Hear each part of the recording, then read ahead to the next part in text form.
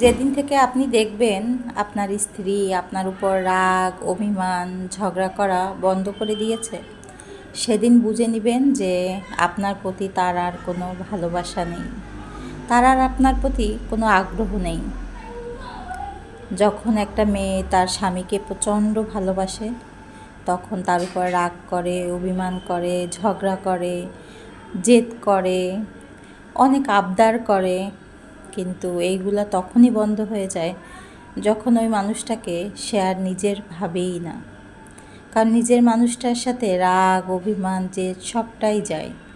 যখন সে আপনার সাথে এগুলো বন্ধ করে দিবে, বুঝবেন আপনাকে সে আর নিজের করে পেতেই চায় না, আপনাকে আপনার মতোই ছেড়ে দিয়েছে। আপনি যা খুশি তাই করতে পারেন, তাতে তার আর কিচ্ছু যাবে আসবে না। মেয়েদের এই চুপ থাকা